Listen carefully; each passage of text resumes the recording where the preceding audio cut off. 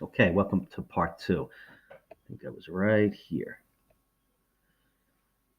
That's too bad. Let's call you Cheesehead Brown Pants. Just then, SpongeBob felt something in his pockets. Hey, what's this? He said, pulling out a bottle of bubbles and a blowing wand. Not bubbles! Shouted his friends. Then they ran away. SpongeBob started walking. Soon he found himself in New Kelp City.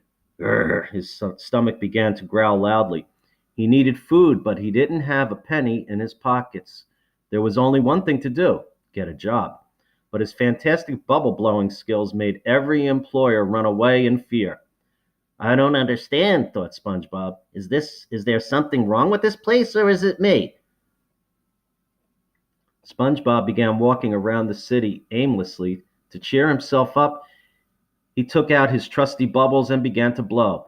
Bubbles will steady the old nerves, he said to himself. Bloop, feeling better already. Then out of the dark shadows came a group of scary-looking fish. They were big, they were mean, and they didn't want any bubbles on their turf.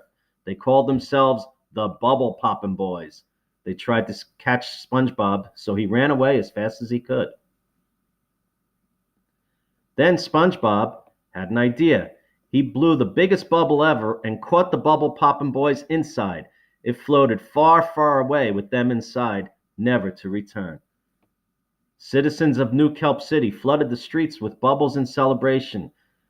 Thank you, Cheesehead Brown Pants, the mayor said to SpongeBob. You have restored bubble blowing to the streets. I appoint you the new mayor. Meanwhile, Sandy, Squidward, and Patrick continued their search. There he is, exclaimed Sandy, on the cover of the newspaper. He's mayor of New Kelp City. We've got to get there quick.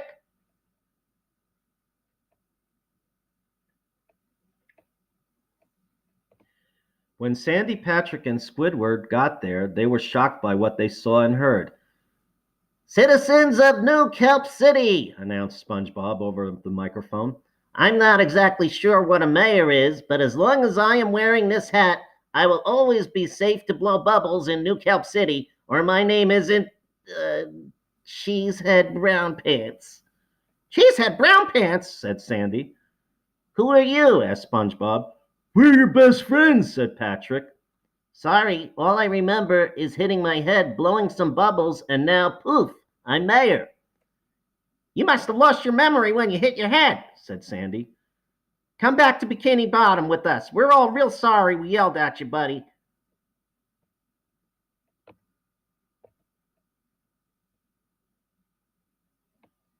I'm sorry, replied SpongeBob. I can't leave. I'm late for a very important meeting. With that, SpongeBob hopped in his mayor limousine, which was waiting for him. Good thing Squidward was in the driver's seat. Don't just stand there, he called to Sandy and Patrick. Get in! And off they rode back to Bikini Bottom. Start frying up them patties, yelled Mr. Krabs cheerfully when he saw SpongeBob come through the door. I was a fry cook before? Asked SpongeBob, unimpressed. Yes, lad, the best in the business, replied Mr. Krabs proudly. Well, I'm glad. I'm going back to my modest job as mayor, SpongeBob announced, dropping the spatula on the floor.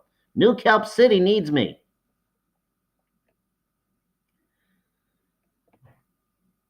Mr. Krabs, cried Squidward with delight. I brought back the #1 fry cook. You've got to pay up. Oh, wait a minute. That's Squidward. Mr. Krabs, cried Squidward with delight. I brought back the #1 fry cook. You've got to pay up. All right, a deal's a deal, said Mr. Krabs grumpily, handing the golden egg to Squidward. As Squidward walked towards the door at his prized possession, staring at his prized possession, he tripped on the spatula SpongeBob had dropped. His precious egg went soaring through the air and hit SpongeBob smack on the top of his head. You okay, SpongeBob? Asked Sandy. Just a bit of a headache, Sandy, answered SpongeBob. Well, time to get to work. Patrick, Sandy, and Mr. Crab all jumped with excitement. They were thrilled to have him back. That's about all the time I have for this. Thank you for watching my ebook and hope everyone stays safe. Thanks.